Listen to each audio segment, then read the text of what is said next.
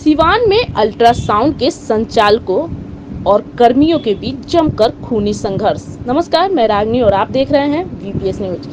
सिवान में अल्ट्रासाउंड के संचालकों और कर्मियों के बीच जमकर खूनी संघर्ष हुआ है। पूरी खबर आपको बता दें कि सिवान जिले के महाराजगंज शहर के राधिका अल्ट्रासाउंड तथा श्रीवास्तव अल्ट्रासाउंड सह के बीच मंगलवार की सुबह गाली गलौज के बाद खूनी संघर्ष हो गया, जिसमें दोनों पक्षों के 4 लोग जख्मी हो गए। देखते ही देखते पीएचसी में हजारों की भीड़ लग गई। घटना के संबंध में बताया जाता है कि सोमवार को पीएचसी के मुख्य गेट पर दोनों अल्ट्रासाउंड के लोगों के बीच गाली गलौज हुआ। वहां एक दूसरे को देख लेने की धमकी दी गई थी। वहीं आज अहले सुबह दोनों पक्ष में कहासुनी हुआ, जिसके बाद जमकर खूनी संघर्ष हो गया, जिसमें दोनों पक्ष से दो लोग घायल हो गए हैं। सभी को प्रथम उपचार कर सिवान के सदर अस्पताल रेफर कर दिया गया। घटना के बाद अफरा तफरी का माहौल कायम हो गया था। इस संबंध में थाना अध्यक्ष उपेंद्र सिंह ने बताया कि मामले की जानकारी है, आवेदन मिलते ही कार्रवाई की जाएगी।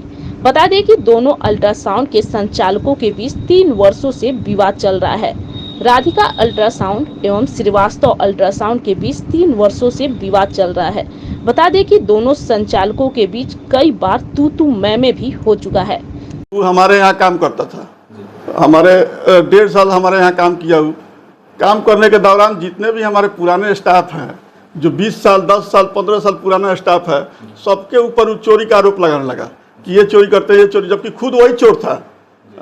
तो हम कैसे अब 20 साल पुराना स्टाफ को कैसे हटा देंगे? तो हम इसको हटा दिए, हरेंद्र श्रीवास्तव को हटा दिए। हटा देने के बाद ये धमकी देने लगा कि महाराजगंज से तुम लोग को भगा देंगे, तुमको किसी न किसी केस में तुम लोग को फंसा देंगे। और आए दिन ये फेसबुक पर उल्टा सीधा लिख करके, उसका कटिंग भी मेरे पास है, आप लोग को उपलब्ध करा देंगे।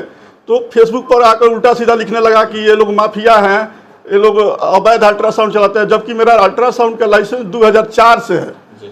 2004 से, जब सीएन गुप्ता जो छपरा के विधायक हैं, उस समय महाराजगंज के सिविल सर्जन हुआ करते थे, सिवान के सिविल सर्जन हुआ करते थे, उन्हीं के हाथों से वो लाइसेंस दिया गया 2004 में, जबकि सब हमारा अल्ट्रासाउंड हमारा रजिस्टर्ड है। हमने तो ये आए दिन हमको धमकाने लगा, पैसा का डिमांड करने लगा कि हमको पैसा दीजिए, नहीं तो यहाँ से तुम लोग को उजाड़ देंगे, तुम लोग को बर्बाद कर देंगे, जमीन पर ले आ देंगे। उसके बाद ये डीएम साहब के यहाँ कंप्लेन करने लगा, आए दिन जनता दरबार में जाने लगा। उसके बाद ये मुख्यमंत्री के जनता दरबार में चला गया, जा करके वहाँ से भी कंप्लेन किया। लेकिन हमारा सब कुछ रजिस्टर्ड था, सब कुछ डॉक्यूमेंट हमारा सही था, तो हमारा सब कुछ सुलभता से चल रहा है। लेकिन ये आए दिन धमकी देता रहा, आए दिन हमारे स्टाफ को धमकाता है कि यहाँ से इनके यहाँ काम छोड़ दो, नहीं तो तुमको जान से मरवा देंगे, गोली मार देंगे, ये कर देंगे, वो कर देंगे। मतलब तरह तरह का ये पहले से इसका आपराधिक इतिहास रहा है। जो पर काम करता था, ये हमारे यहाँ स्टाफ के रूप में था, जिसे विजिटर के रूप में था। बोला कि हम आपके यहाँ कुछ भी करेंगे, तो अपना जाता था, दुकान खोलता था। ये अपराधी किस्म का आदमी है। पहले से इसके ऊपर महाराजगंज थाना में कांड संख्या 86/2013, 176/2013, आपको 173/10 है, 269/24 है। इसके ऊपर आर्म्स एक्ट, अपहरण, हत्या, SC ST, तरह तरह का इसके ऊपर महाराजगंज थाना में कांड इसका दर्ज है।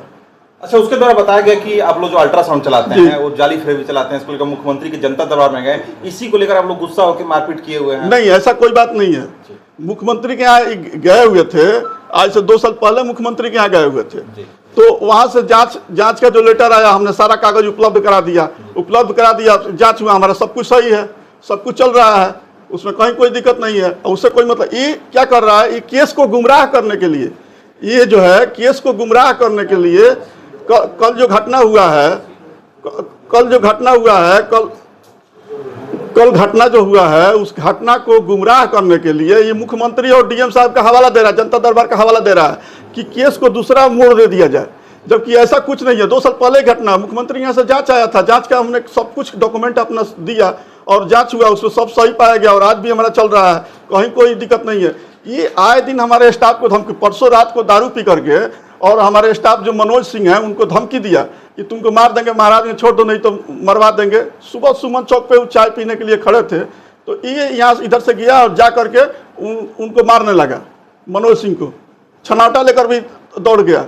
वहाँ जब पहुँचा तो वहाँ जो लोग थे उसको हटा दिए। फिर ये प्लानिंग मूड में आ करके अपने घर से लाठी डंडा और तलवार लेकर के गया गाड़ी में और जा करके मेरे दुकान के सामने, उसका सीसीटीवी फुटेज भी हम आपको उपलब्ध करा देंगे।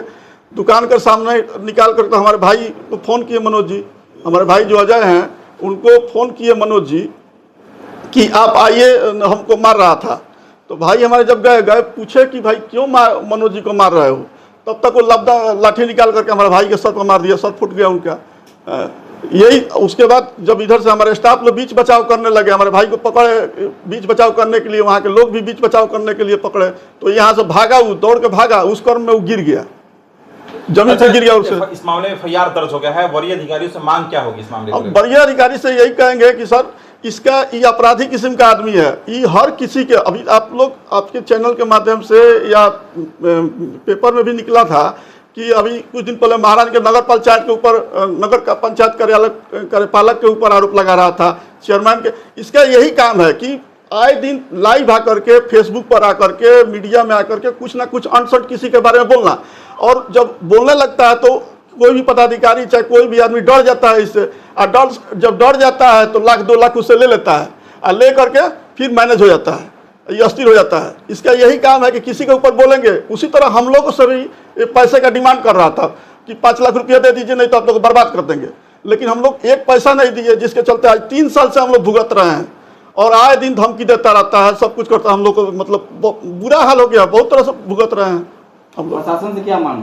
प्रशासन से यही मांग करेंगे, जो भी इसमें थी है जांच कीजिए, और अगर हम दोषी पाए जाते हैं तो हमारे ऊपर कार्रवाई कीजिए, और वो दोषी है तो उसके ऊपर कार्रवाई कीजिए, एकदम निष्पक्ष रूप से कार्रवाई किया जाए। हम डीएम साहब से भी कहेंगे कि आए दिन सर आपका भी हवाला देता है, कि हम एसपी साहब का भी हवाला देता है कि हम एसपी साहब से बात किए हैं, डीएम साहब से बात किए हैं, और मुख्यमंत्री के यहाँ, मतलब इसका हवाला दे करके किसी को भी धमकाता है। अब लोग डर जाते हैं कि भाई मुख्यमंत्री के यहाँ चल जाएगा तो मेरा कारोबार बंद हो जाएगा, हम धरा जाएंगे, पकड़ा जाएंगे। डीएम साहब के यहाँ चल जाएगा, जनता दरबार में चल जाएगा तो हम धरा जाएंगे, पकड़ा जाएंगे। लोग डर जाता है, और डर के इसको लाख 2 लाख रुपया दे देता है, ये अपना अस्थिर हो जाता है।